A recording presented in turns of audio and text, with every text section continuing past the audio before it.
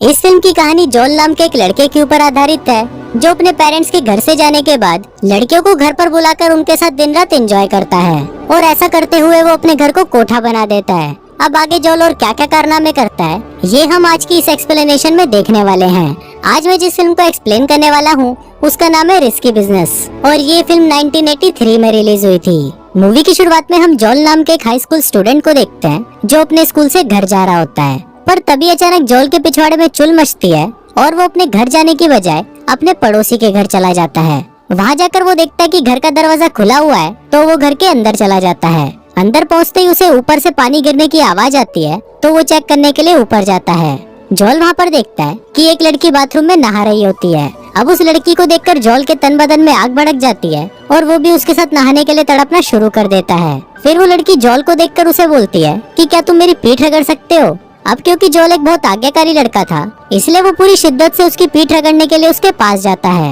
जॉल जैसे ही उस लड़की के पास पहुंचता है तो तभी उसकी नींद खुल जाती है और हम देखते हैं कि जॉल सिर्फ सपना देख रहा था। फिर शाम को जॉल अपने दोस्तों से मिलता है और वो उनके सामने लंबी लंबी फेंकना शुरू कर देता है। जॉल बोलता है कि कल रात को मैंने पड़ोस की बेबी सिटर के साथ गपागप किया। अब ये बात सुनकर उसका कोई भी दोस्त उस पर विश्वास नहीं करता और सभी उस पर हंसने लगते हैं। इसके बाद जॉल अपने एक दोस्त चमन चूतिया को बताता है कि उसके पेरेंट्स कुछ दिनों के लिए शहर से बाहर जा रहे हैं। इस पर चमन चूतिया उसे बोलता है कि तुम इस मौके को बिल्कुल भी गवाना मत और रोज घर पर एक नई लड़की बुलाकर उसके साथ मजे करना। इसके बाद हम जॉल के पेरेंट्स को देखते हैं जो बहुत ज्यादा स्ट्रिक्ट होते हैं। वो जाने से पहले जॉल को बोलते हैं कि हमारे जाने के बाद घर के किसी भी सामान को छूना मत। फिर जॉल के डैड उसको अपना म्यूजिक प्लेयर दिखाते हैं और बोलते हैं कि इसको तो तुम भूल कर भी मत छूना। इसके बाद जॉल के पेरेंट्स वहाँ से चले जाते हैं और उनके जाते ही जॉल की मौज हो जाती है। जॉल सबसे पहले अपने डैड के म्यूजिक प्लेयर पर लाउड म्यूजिक लगाता है और नंगा होकर पूरे घर में नाचने लगता है। फिर शाम को जॉल का एक दोस्त अपनी गर्लफ्रेंड को लेकर उसके घर पर आता है क्योंकि उसे भी पता चल चुका था कि जॉल के पेरेंट्स घर पर नहीं हैं। फिर वो दोनों जॉल के रूम में चले जाते हैं और वहाँ पर दबा दबा कर घपाघप करने लगते हैं। अब नीचे बैठा हुआ जॉल उनकी आवाजें सुनकर बहुत इरिटेट हो जाता है और वो अपने डैड की लग्जरी कार लेकर वहाँ से बाहर चला जाता है। रास्ते में वो लड़कियों पर अपना इम्प्रेशन जमाने की कोशिश करता है पर लग्जरी कार होने के बावजूद भी कोई भी लड़की उसे भाव नहीं देती। फिर अगले दिन जॉल का दोस्त चमन चूतिया उसे बताता है कि अभी तुम्हारा घर खाली है और हमें इस चीज का फायदा उठाना चाहिए। चमन चूतिया जॉल की आज की रात रंगीन करने के लिए एक लड़की बुक कर लेता है, पर जब जॉल को इस बारे में पता चलता है तो वो चमन चूतिया पर गुस्सा करने लगता है। फिर जॉल उसी नंबर पर फोन करके लड़की को कैंसिल करने की कोशिश करता है पर वो नंबर नहीं लगता।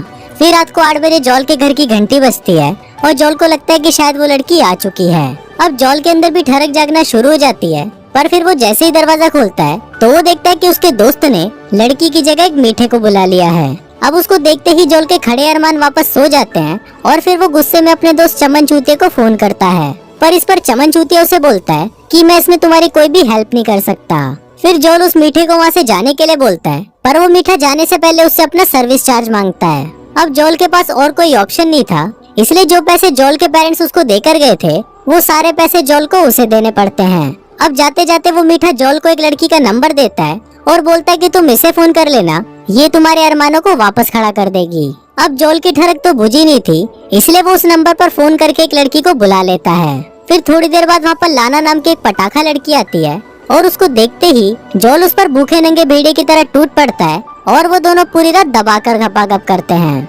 फिर अगले दिन लाना जॉल से अपने सर्विस के $300 मांगती है, पर जॉल की जेब में 1 रुपया भी नहीं होता, इसलिए वो लाना को बोलता है कि उसे पैसे लेने के लिए बैंक जाना पड़ेगा। फिर जॉल जैसे ही बैंक से पैसे लेकर घर आता है तो वो देखता है कि लाना वहाँ से जा चुकी है और जाते जाते वो उसकी मॉम की एक बहुत ही महंगी ग्लास एग को अपने साथ ले जाती है। अब ये देखकर जॉल बहुत ज्यादा घबरा जाता है और वो अपने दोस्त चमन चूतिया के साथ मिलकर लाना को ढूंढना शुरू कर देता है। और फिर एक दिन लाना उन्हें एक होटल में दिखाई देती है। फिर लाना जॉल के पास आती है और उसे बोलती है कि मेरा मैनेजर मेरे पीछे पड़ा हुआ है, इसलिए तुम मुझे जल्दी से यहाँ से कहीं लेकर चलो। पर इस पर जॉल लाना को बोलता है कि पहले तुम मेरी मॉम का एंटीक एग वापस करो तभी मैं तुम्हारी हेल्प करूँगा। लीना उसे बोलती है कि मैं तुम्हें वो वापस कर दूंगी, पर प्लीज अभी मुझे यहाँ से लेकर चलो।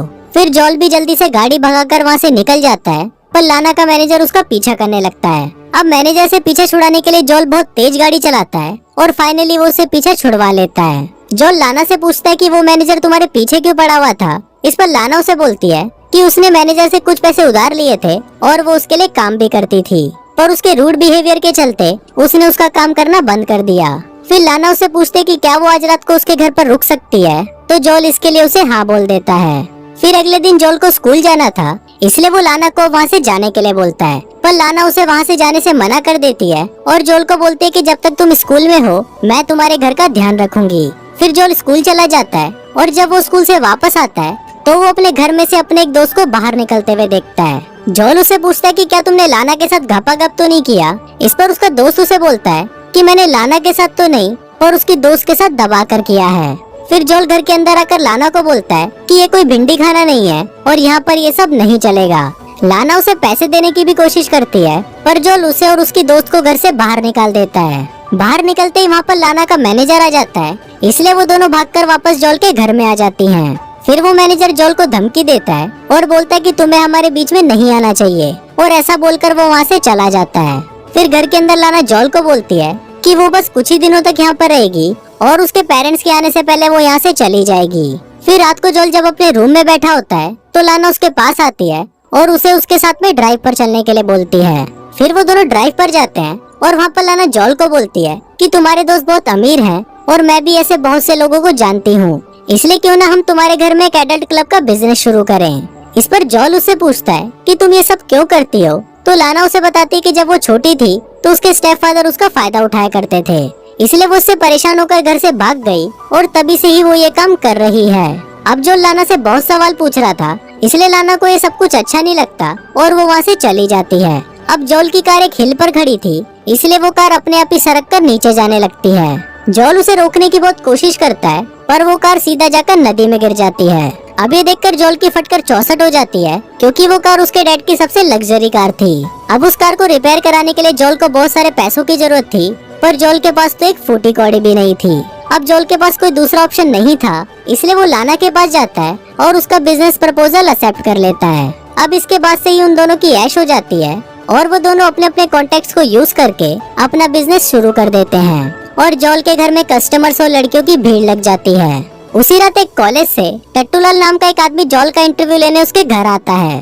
घर के अंदर आते ही वो देखता है कि ये घर कम और भिंडी खाना ज्यादा लग रहा है। फिर जोल उसे लेकर एक खाली कमरे में जाता है, पर जोल वहाँ पर एक बहुत बड़ा बिजनेस चला रहा था, इसलिए उस कमरे में हर थोड़ी देर में कोई ना कोई लड़की को लेकर आ जाता था। फिर वो रिक्रूटर जोल से पूछता है कि तुम आगे क्या करना चाहते हो, तो इस पर जोल उसे बोलता है कि मैं बिजनेस करना चाहता हूँ। फिर इंटरव्यू खत्म होने के बाद वो रिक्रूटर भी वहाँ पर रुक जाता है और 2-4 शॉट लेने के बाद वो वहाँ से चला जाता है, क्योंकि भैया टट्टी और ठरक को कोई नहीं रोक सकता, उसे तो बाहर निकालना ही होगा। इसके बाद लाना जोल के पास आती है और उसे बोलती है कि हमने बहुत सारे पैसे इकट्ठे कर लिए हैं और तुम आगे जाकर एक बहुत अच्छे बिजनेसमैन बन सकते हो। अब जोल और लाना के अंदर भी ठरक जागने लगती है और वो घपाघप करने के लिए एक ट्रेन में चढ़ जाते हैं।